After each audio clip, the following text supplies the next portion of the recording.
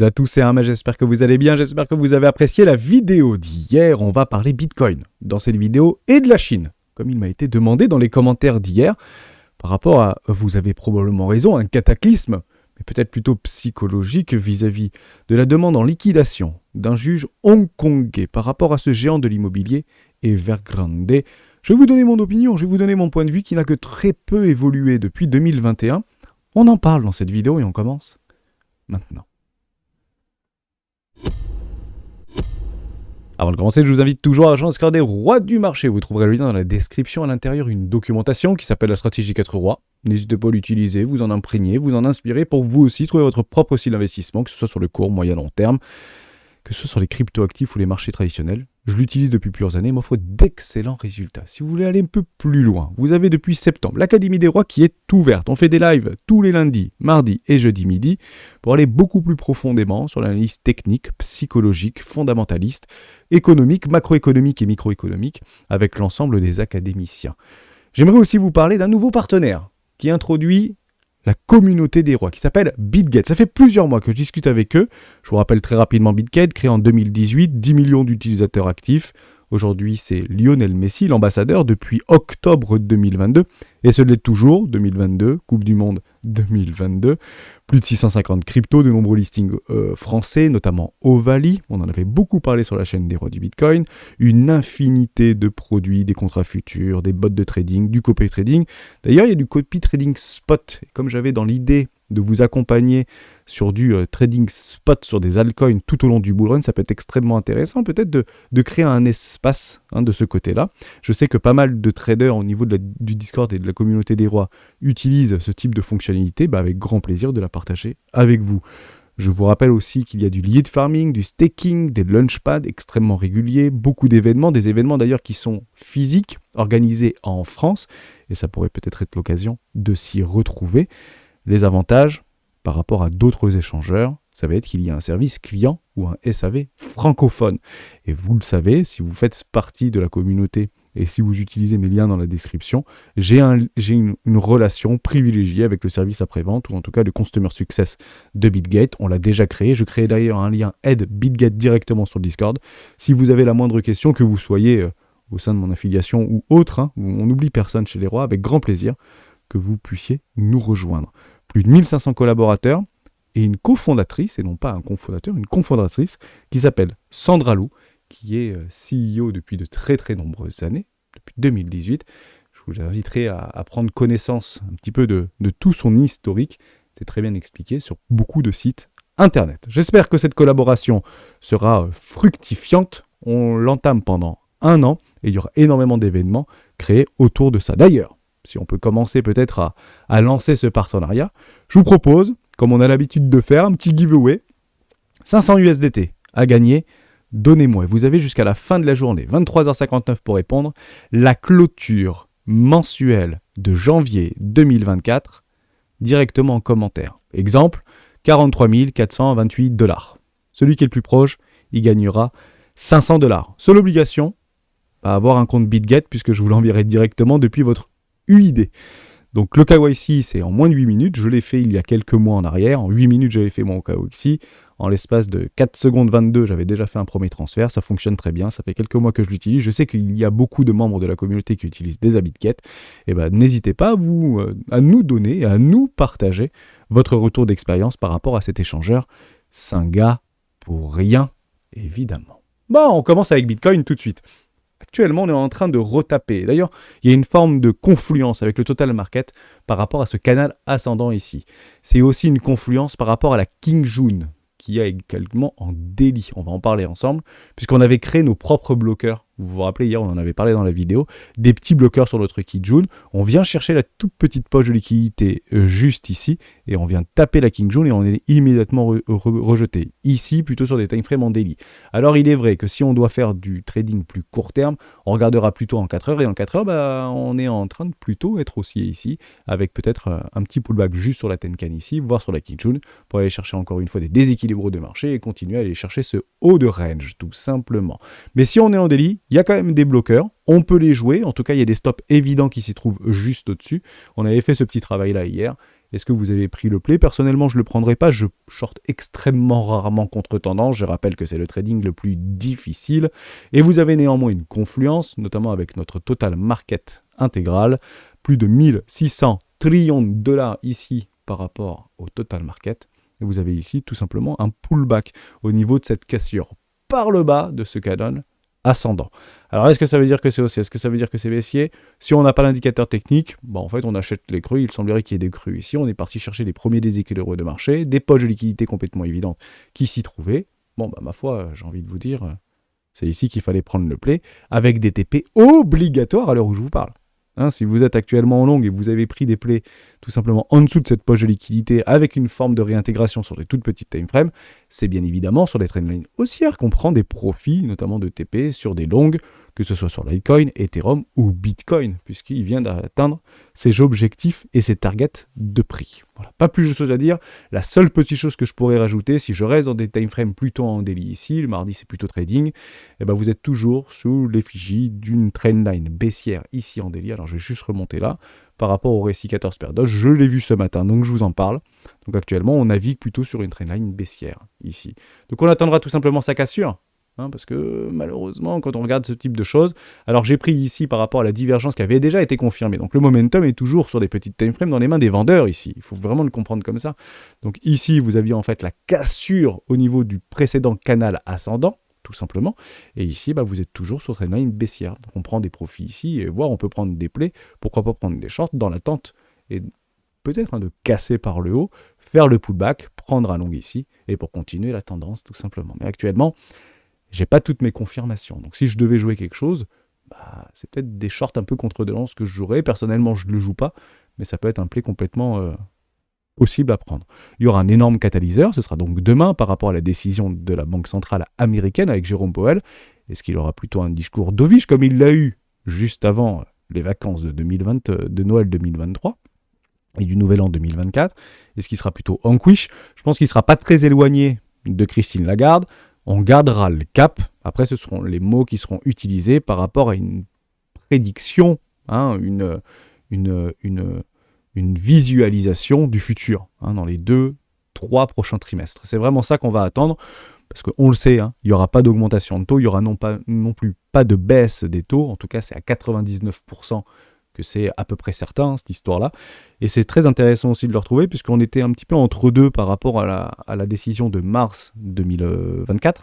Est-ce qu'on sera plutôt sur une première tentative de baisse des taux, ou est-ce qu'on va les maintenir? Mais actuellement, 52%. Donc ça repasse sur une neutralité, sur une conservation au niveau des taux entre 5,25 et 5,50, qui est restrictif par rapport à l'économie américaine, qui, néanmoins, se porte extrêmement bien.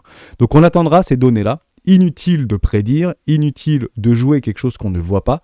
On attendra ces informations-là pour pouvoir rééquilibrer et rediriger les indicateurs de marché, tout simplement. Côté inflation, c'est aussi intéressant de l'observer.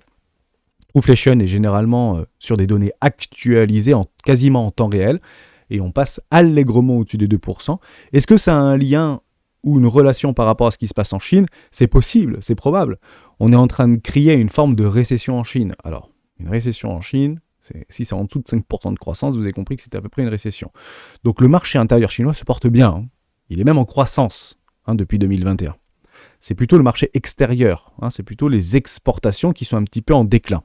Alors oui, ça joue avec l'inflation, ça joue avec la demande, qui est peut-être moins prépondérante par rapport à une sortie de crise de 2021, mais le marché intérieur chinois continue à croître et continue à croître de façon soutenue.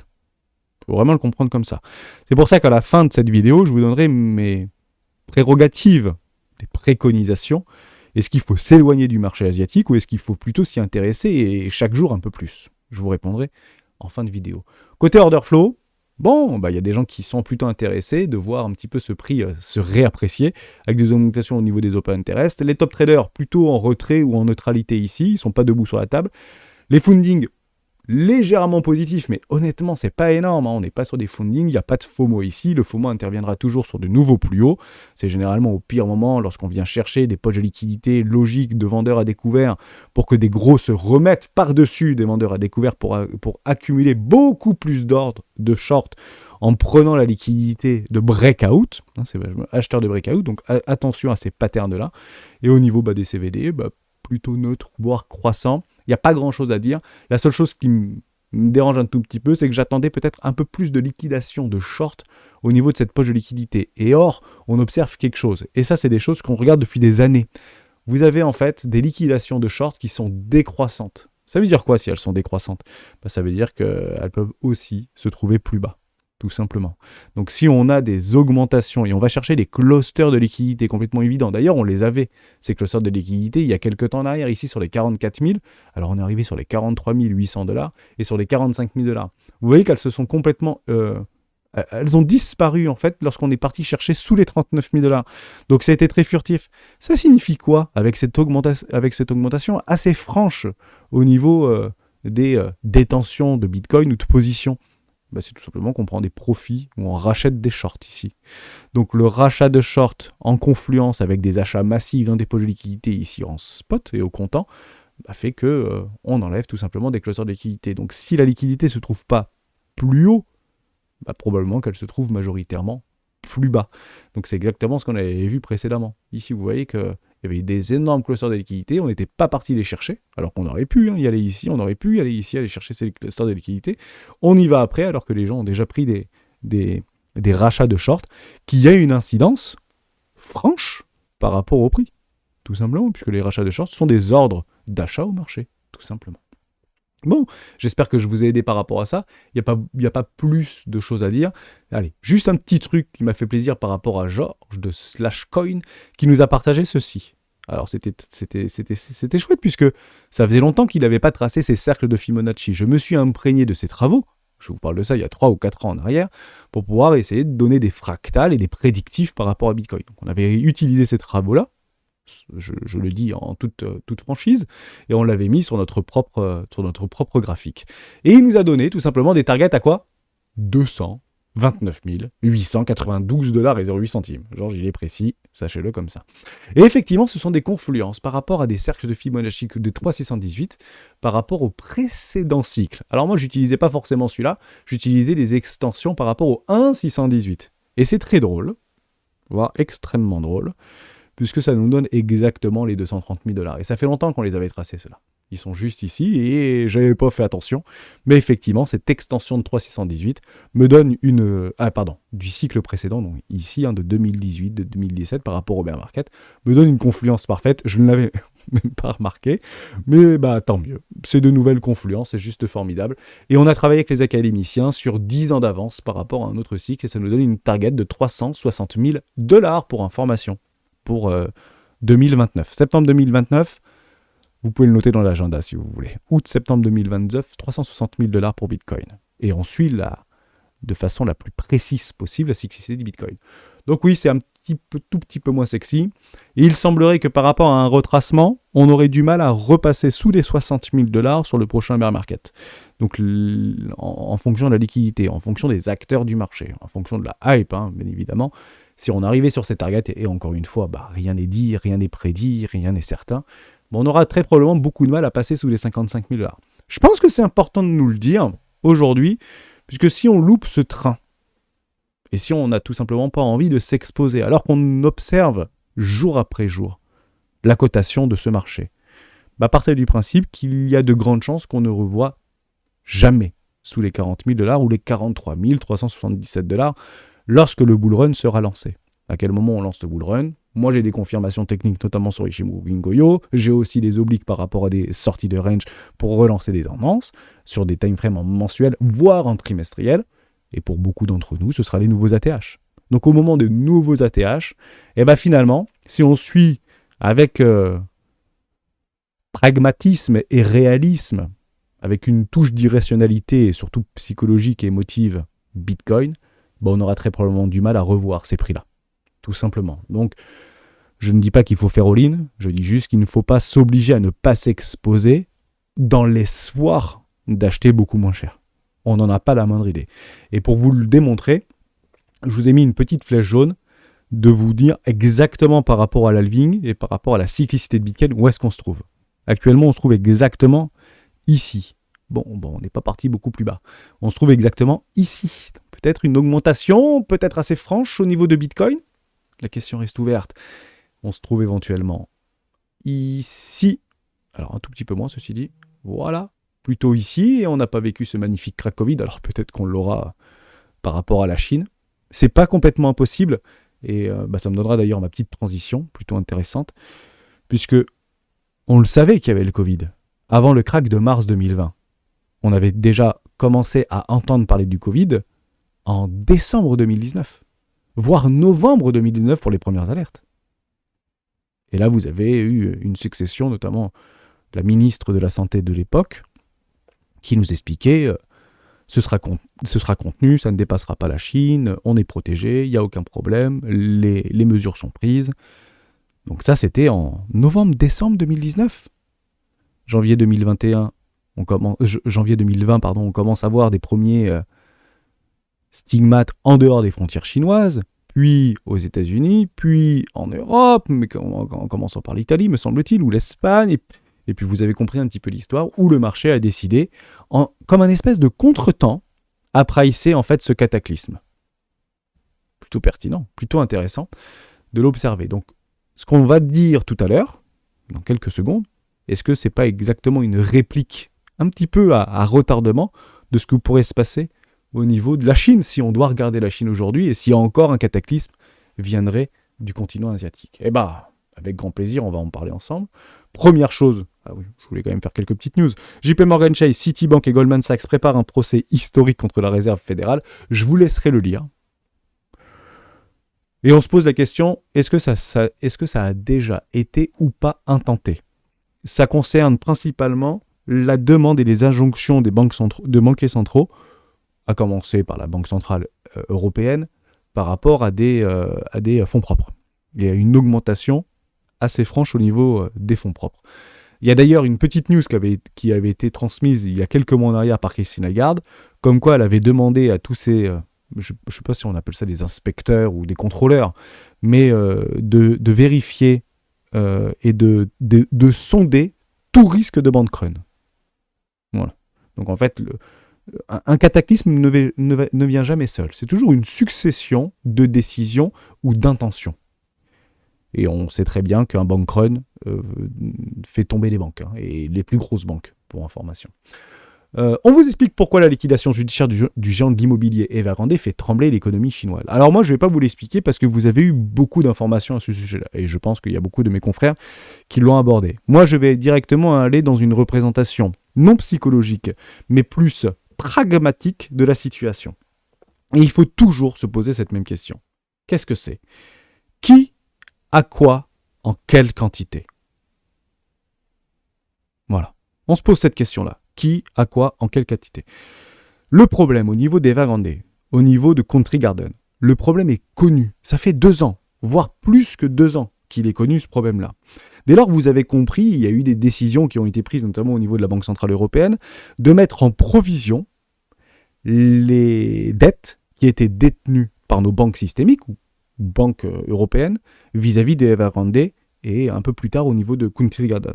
Donc ça a déjà été provisionné. Ça a déjà été inscrit au bilan, si vous voulez, des comptes de nos banques.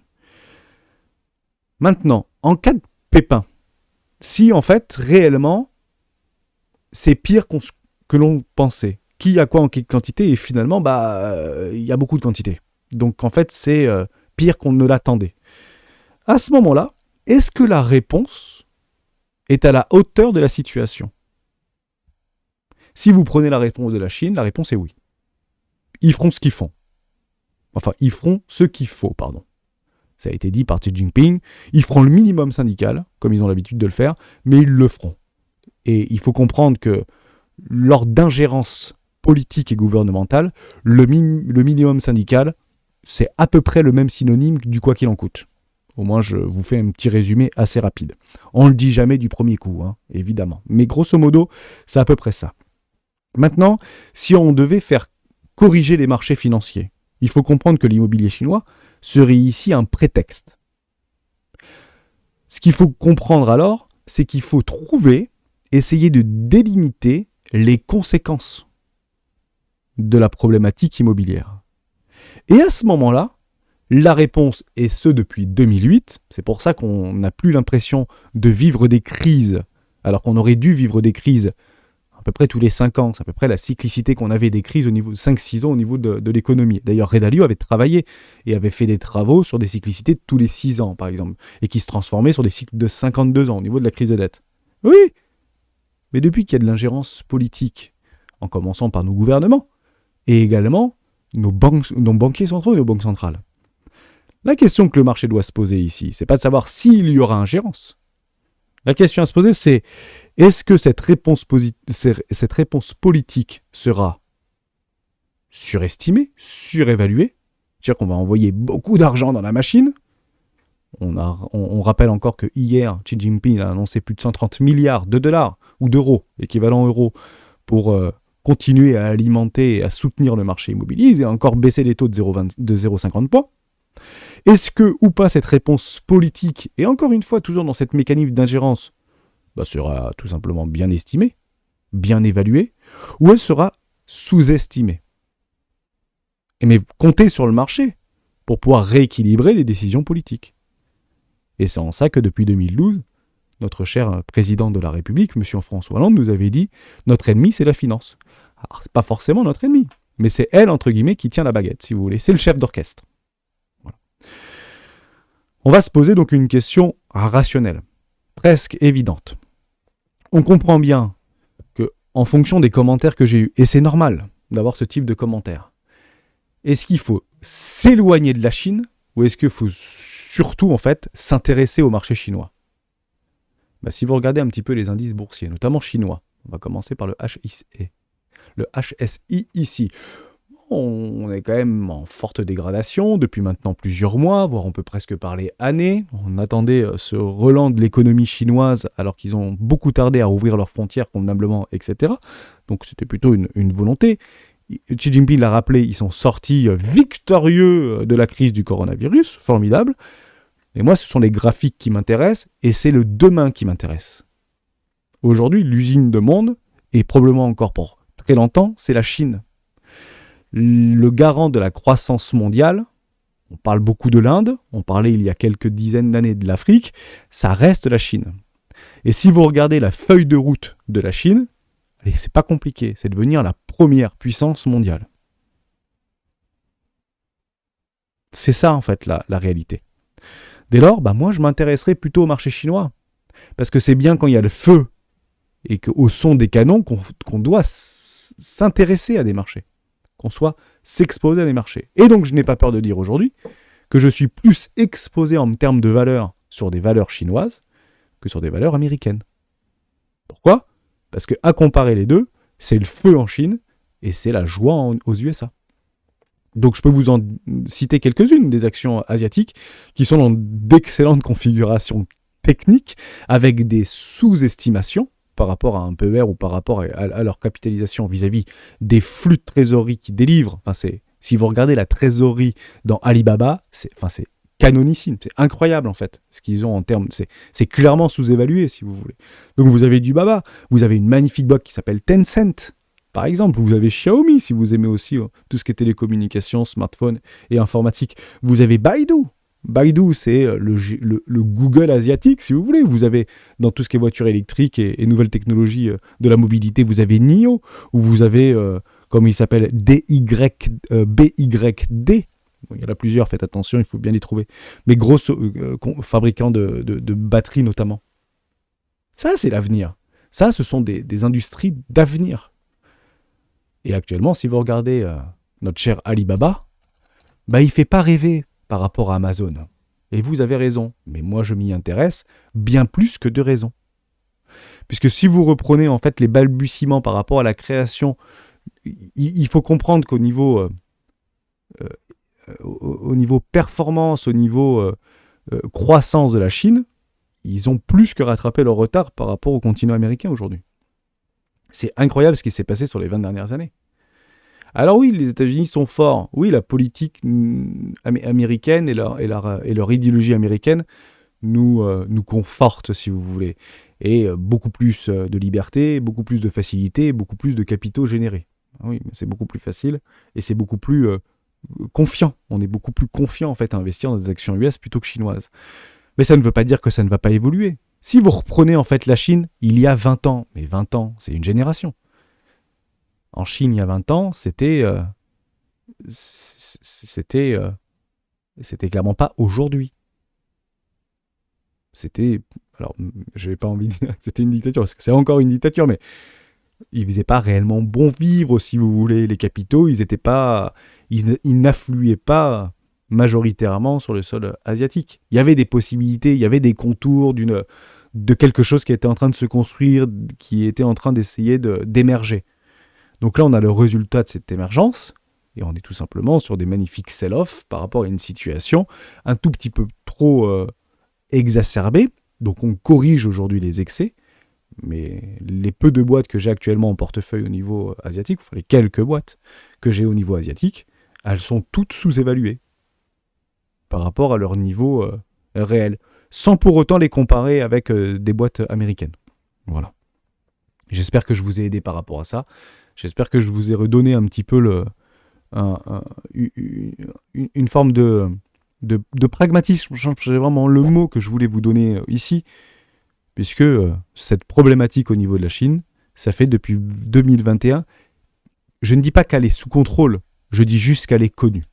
Donc si on attend des Black Swan, si on attend des cracks, si on attend des récessions dures, si on attend des effets systémiques, à ce moment-là, c'est qu'on a des éléments que nous ne connaissons pas. Et je vais aller encore plus loin, que le marché n'a pas non plus. Je pense que c'est ça la ligne directive. Dès lors, il y a deux possibilités. Soit on s'écarte, soit on s'expose et on reste exposé par rapport aux opportunités qui s'offrent à nous actuellement. C'est pas une mauvaise approche fondamentaliste. Mais attendre un Black Swan hypothétique par rapport à un quoi qu'il a, en quelle quantité, et quelle sera la réponse gouvernementale et politique. En fait, ça fait 15 ans qu'on n'a plus de crise réellement, et si on les a, c'est aujourd'hui pour la grande majorité d'entre nous qui sont avertis des risques du marché, sont systématiquement considérés pour la plus grande majorité d'entre nous comme de réelles opportunités. Tout simplement. Merci à tous et à tous d'avoir suivi cette vidéo jusqu'au bout. On se retrouve jeudi pour une nouvelle vidéo.